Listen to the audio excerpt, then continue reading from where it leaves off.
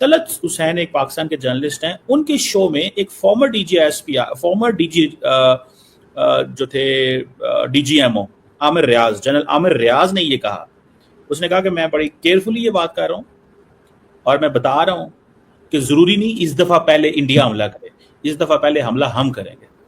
और वो उन्होंने कहा हमें कैसे पता चलता है, वो कहता है जब चीजें बिल्डअप होती हैं, रडार्स में देखते हैं जहाज आ रहे हैं, मूवमेंट्स हो रही हैं, पता इतना कुछ तो हो रहा होता है, तो वो कह रहे हैं कि हम इस दफा हमला कर लेंगे। अगर हमें इंटेलिजेंस मिली, हमें पता चला कि इंडिया हमला करने की तैयारी कर रहा है, क्योंकि ग्राउंड मूवमेंट से दाएं बाएं से पता तो चल जाता है एक दूसरे को, तो वो कह रहे हैं कि हम पहले हमला करेंगे। डू यू थिंक कि पाकिस्तान अब तंग आ गया है इस इंडिया के रवैये से कि वो जब दिल किया वो कह रहे हैं, तो अब पाकिस्तान ने ये फैसला कर लिया कि हमारे पास इंटेलिजेंस आ गई तो हम ही हमला कर देंगे। डू यू थिंक ये पाकिस्तान की जस्टिफाइड पोजीशन है? सर यहाँ पर जो ये खुद ही से कह रहे हैं ना कि हम हमला कर देंगे और हमें हमला कर देना चाहिए, सर यहाँ पर एक वो पश्तो में कहावत है कि जहां खुजली नहीं हो रही ना वहां भी खुजार है। ये यहाँ पर इस वक्त यही काम चल रहा है। अभी सब लोग मामलात को ठंडा करने में लगे हैं, हर तरफ से ये ट्रम्प से और सबसे कह रहे हैं कि जी हमारी भारत से बातचीत करवा दीजिए, हम दोबारा ट्रेड करना चाह रहे हैं। कभी हमारे फील्ड मार्शल साहब कोशिश करते हैं कि भारत बात कर ले, कभी कोई और पॉलिटिशियंस वगैरह की इस तरह की स्टेटमेंट्स आती हैं, लेकिन एक तरफ ये कहानी भी इनकी चलती रहती है कि जी हम पहले हमला कर देंगे। अच्छा भारत ने तो चले हमारे जो कह लीजिए ना जो हमारे हमने रखे में टेररिस्ट बकौल भारत के भी, और बहुत से लोग यहाँ पर भी मानते हैं, तो मसूद अजहर हो गया और कई दूसरे, उनके ऊपर अटैक किया था। आप जो पहला अटैक करने की बात कर रहे हैं, आप वहां कहाँ अटैक करेंगे? मतलब वहां कोई टेररिस्ट है, किसी का नाम पता है, किसी का पता मालूम है, कभी किसी ने यूएन में उनका नाम देखा है, जैसे हाफिज सईद का देखा है, इस तरह से किसी ने वहां पे नाम देखा है? कभी भारत एफएटीएफ में गया है अपनी टेरर फंडिंग की वजह से या टेरर सपोर्ट की वजह से या कोई और चीज? मतलब आप वहां पे चले मान लिया मैंने पाकिस्तान पहले अटैक कर देगा, मगर क्यों, किस लिए, क्या करने के लिए अटैक करेगा? भारत ने तो कभी जमीन हथियाने के लिए अटैक नहीं किया। भारत ने तो हमेशा यही कहा कि आप यहाँ से टेररिज्म हो रही है, और आपके डिफेंस मिनिस्टर साहब ने इंटरनेशनल मीडिया पर बैठ के कहा भी है कि हाँ जी हम तो 30 साल मिलिटेंट्स को सपोर्ट करते रहे, हमारी गलती थी। आपके जनरल परवेज मुशर्रफ ने कहा कि हाँ जी हमने मिलिटेंट्स पाले, हमने जिहादी बनाए, कश्मीर के लिए हमने बनाए, फलस्तीन के लिए। ये सारी बातें तो आपके अपने लोग करते रहे जो बहुत हाई प्रोफाइल किस्म के लोग हैं।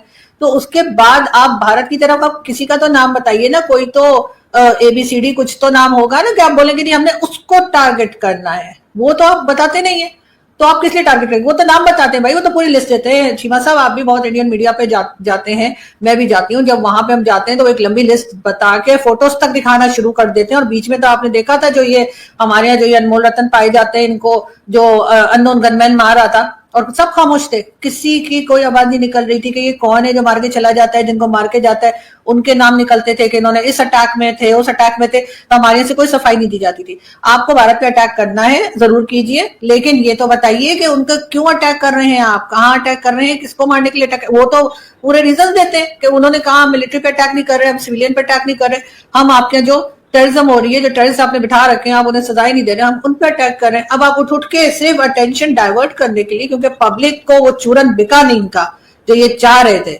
कि काफी दिन चलेगा और लोग इसी तरफ लगे रहेंगे और इनकी फिर वही तराने बजने लगेंगे, इनकी वाह शुरू हो जाएगी, तो वो तो हुई नहीं सर। 2 हफ्ते के बाद ही पब्लिक ने कहा अच्छा ठीक है हो गया काम, चलो खत्म हो गया दोनों तरफ से अटैक। अब आ जाओ असल मुद्दे पे कि पाकिस्तान में क्या हो रहा है, पाकिस्तान की करेंसी का क्या हाल है, पाकिस्तान में सिक्योरिटी का क्या हाल है। जो ये भागे भागे चाइना के पास गए थे और चाइनीज प्रेसिडेंट को, चाइना के जो फॉरेन मिनिस्टर के सामने ये कहानियां करके आए कि जी अब आपके जो लोग हैं उनके ऊपर अटैक नहीं होंगे, हम सिक्योरिटी बढ़ा देंगे, हम ये कर देंगे, तो उनको कौन मार रहा है? अब उनको भी आप बोल दो कि बोल दें आप लोग के जी भारत मार रहा है, चाइनीज वर्कर्स जो यहाँ पर आते हैं उन्हें तो हमारे लोग मार रहे हैं ना, इधर पाकिस्तान में ही मौजूद लोग मार रहे हैं।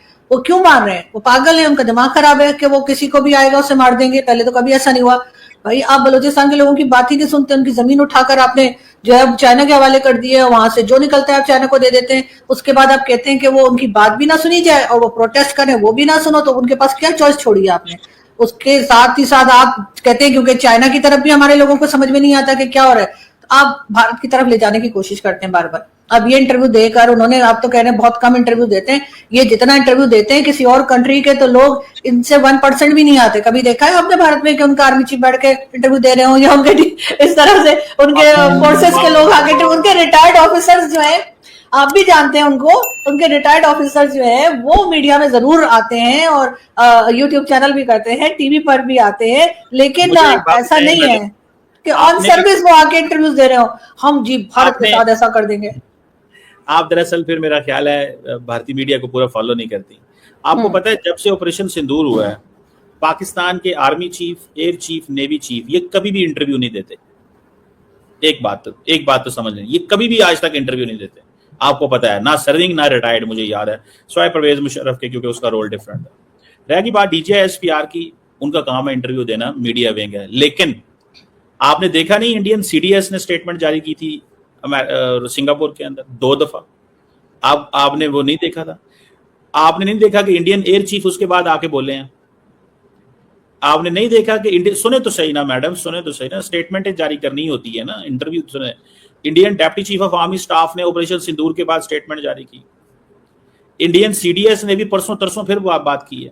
तो आप वैसे ठीक है, आप नहीं उनको इग्नोर कर रही हैं, लेकिन वो तो हर रोज कॉन्फ्रेंसें कर रहे होते हैं, पूरी 1.5 घंटे के लेक्चर दे रहे होते हैं आके मीडिया पे आके, और कॉन्फ्रेंसेस में डिफरेंट फोरम्स के ऊपर। और ये आप जाके देखिएगा कि इंडियन आर्मी, एयरफोर्स, नेवी हमेशा आके बोलती है और डिफरेंट फोरम्स पे आके बोलती है। वो बड़े बेशक वो कॉन्क्लेव्स में जाते हैं, वो India today, Republic, this that, वो मुख्तलिफ जाते हैं, लेकिन ऑपरेशन सिंदूर के बाद मुसलसल CDS ने कुछ 3-4 मीडिया टॉक्स की हैं। मीडिया टॉक्स मीन फोरम पे बात की है, ठीक है, और मीडिया को इंटरव्यू भी दिए हैं। आर्मी चीफ नहीं बोले, डेप्टी आर्मी चीफ बोले हैं, ठीक है, और एयर चीफ भी बोले हैं इंडिया के आके। तो एक तो मैं आपको जस्ट थोड़ा सा ये रिमाइंड कर नहीं सर, अब वो सर ऑपरेशन सिंदूर के बाद उन्होंने एक आध कोई बात कर ली होगी। हमारे तो रूटीन में हमारे आर्मी चीफ आके, आपने देखा है कि उनके आर्मी चीफ आके कोई बात करते हो? हमारे आर्मी चीफ आके जो फील्ड मार्शल बन गए वो बता रहे हैं जी हिंदू और मुस्लिम साथ नहीं रह सकते, वो 2 नेशन थ्योरी के ऊपर लेक्चर दे रहे हैं, वो इकोनॉमी पे बात कर रहे हैं। अभी कराची में जो बिजनेस कम्युनिटी है उससे वो उन्होंने मुलाकात की। भाई आपका क्या काम है बिजनेस कम्युनिटी से बात करने का? आपका काम सिक्योरिटी का है, आपको बॉर्डर देखना है, चाहे उधर से भारत आ रहा हो, चाहे दूसरी साइड से अफगानिस्तान आ रहा हो, आपको वो देखना है। आपको किसने कहा है, आपको क्या राइट पहुंचता है कि आप इकोनॉमी के बारे में बात करें या उसके बारे में भाषण दें बैठकर लोगों को? नहीं सर, आपके मुस्कुराने से कुछ नहीं होगा सर। मैं मैं बात करने लगा हूँ। देखें क्यों नहीं फर्क पड़ता। पाकिस्तान के आर्मी चीफ को बिल्कुल बोलना चाहिए इस मुल्क के अंदर जो हाइब्रिड मॉडल है, उस हाइब्रिड मॉडल के तहत बोलना चाहिए। और वो देखें, पाकिस्तान का जो आर्मी चीफ जब बोलता है तो उससे मुल्क के अंदर इकोनॉमिक हलकों में स्टेबिलिटी जाती है, पहली बात। और दूसरा, पाकिस्तान के प्राइम मिनिस्टर हमेशा आर्मी चीफ के किरदार को अप्रिशिएट करते हैं कि वो अपने गुड ऑफिसेस और अपने पर्सनल लिंकेजेस और अपने मिलिट्री के लिंकेजेस इस्तेमाल करके जो चीजें आज देखें, फॉर एग्जांपल व्हाइट हाउस में पाकिस्तान के आर्मी चीफ गए तो पाकिस्तान की इज्जत हुई ना। अब आप क्या कहेंगे कि जनाब वो अभी शहबाज शरीफ साहब की और ट्रंप की मुलाकात होने लगी सितंबर में, सुनो तो सही मैडम, अगर आप कहेंगी तो मैं बोल लेता हूँ। तो शहबाज शरीफ साहब की और ट्रंप की मुलाकात होने लगी सितंबर के अंदर। आर्मी चीफ की वैसे मुलाकात ट्रंप के साथ हो गई। अब आर्मी चीफ जब बोलते हैं फाइनेंस एंड इकोनॉमी के हवाले से, basically they are helping the government. वाह आरजू जी, क्या मिसाल दी आपने। पश्तून में ऐसी कहावत है, वो तो पता नहीं था पर आपने बता दिया। जहाँ खुजली नहीं हो रही वहाँ खुजलाते हैं। तो कमर चीमा का तो वही हालत है और पाकिस्तान का भी वही हालत है। आपका इस वीडियो में क्या कहना है कमेंट बॉक्स में बताना ना भूलिएगा। चैनल को लाइक, शेयर और सब्सक्राइब भी कीजिए।